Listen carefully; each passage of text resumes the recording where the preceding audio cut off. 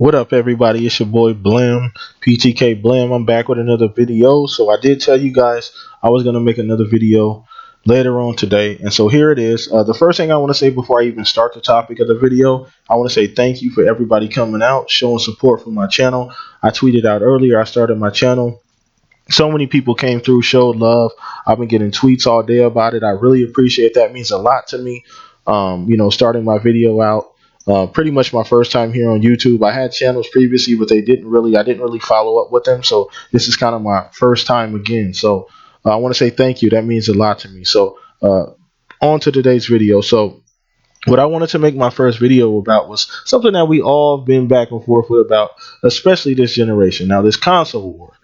So the console war has been big. I'm an Xbox guy, as I stated in my first video. And there are different reasons why I'm an Xbox guy, but I kind of wanted to get into something different. I kind of want to look at the future of these two gaming consoles moving forward. So I'll start with Xbox because I know a lot more about Xbox. I do not own the PlayStation 4, but I'll go ahead and give my best guess as to how Sony and PlayStation are going to look down the line. So Xbox One. Currently, right now, the Xbox One is a fantastic console. Let's go ahead and start with that. The gaming media is saying a lot of different things, and I don't necessarily agree with a lot of those things they're saying. But it's a fantastic console nonetheless. The Xbox One right now, they had a terrible start. This even the most diehard Xbox fan can't really ignore that. They got off to a horrible start. Sony capitalized on that, which as they should, being the competition. Since Phil Spencer and co showed up, Aaron Greenberg, Mikey Barr, sorry about that, they've turned things around and in a huge way. Pushing innovation, giving their consumers what they want to see, backwards compatibility, all these different features, updates every month. Down to the games.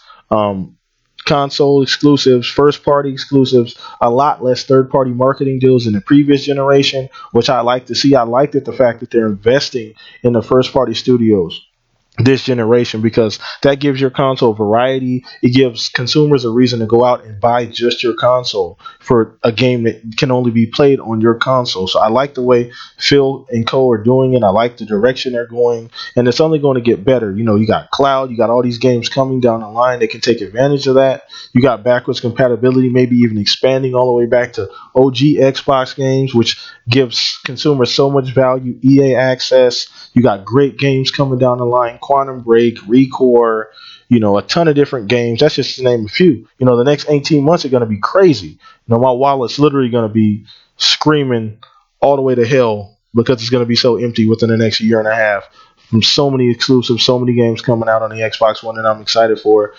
So that's kind of where I want to go with the Xbox One. But let's move on to the PlayStation 4. Now, like I said before, I don't own a PlayStation 4. But just from what I know, I've had plenty of time playing with it. It's a fantastic console. Now, like I said before, just because I'm an Xbox guy, I got to give credit where credit is due. Now, the PlayStation 4 right now, as far as sales, is killing it. There's no really way to go around that. The thing is selling like crack in the 80s. It's selling like crazy. You know what I mean? It's a great console. There are some things that I don't necessarily agree with the way Sony is going. It kind of seems at this point in its life cycle, the PS4 is kind of in a lull. You know what I mean? They have games coming out here and there. You don't see a lot of news coming out of Sony. You don't see a lot of games coming down the pipeline as far as exclusives. You see a lot of third-party marketing deals, which is great also too, because those help sell your console also. They got the big one with COD. They got the big one with Star Wars, which is huge. That's going to be great for the console. Even though it's a multi-plat, that's still going to be great. They have the Batman bundle that just recently came out. That was another third-party marketing deal they had.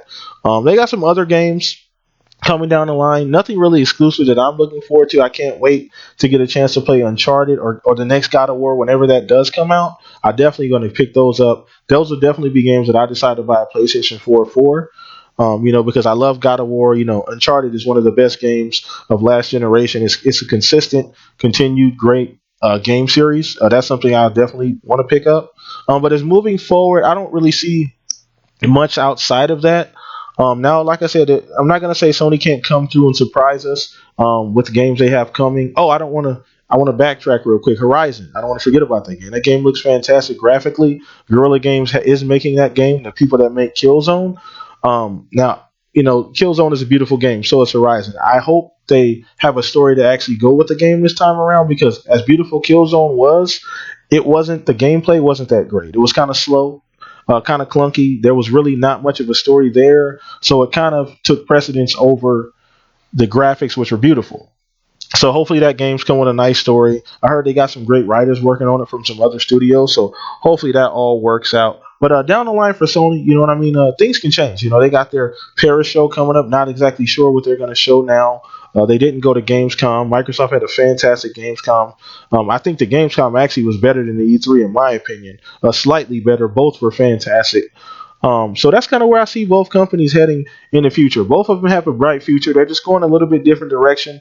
Microsoft pushing first party content, first party games, pushing innovation. Sony kind of leading in sales. Although they got a lot of great things coming down the pipeline too, they're kind of leaning on their third party marketing deals right now, which is working for them. So I don't want to down talk that right now. They are killing it. The console's selling well, so I can't say anything about that. But for the most part, that's kind of where I see the two companies going. Still kind of going on that trajectory until 3 or 4 years from now when they decide to go ahead and make a new console. Because I don't honestly think this generation is going to last as long as the previous generation, just because technology at this point is moving so fast. And you got Nintendo coming out with their console here pretty probably within the next 1 or 2 years. So that's going to push Sony and Microsoft to make another console, especially if that one is more powerful than the Xbox One and the PS4. So that's pretty much it for today's video. That was kind of just a little short video about where I think the two companies are going to be going in the near future. So let me know what you think about the video. Rate, comment, subscribe. Shoot me any ideas on any other videos that you want to make in the future, that you want me to make in the future. And I appreciate the support, guys. And you guys, I'm out. Thank you for coming. I'm out of here.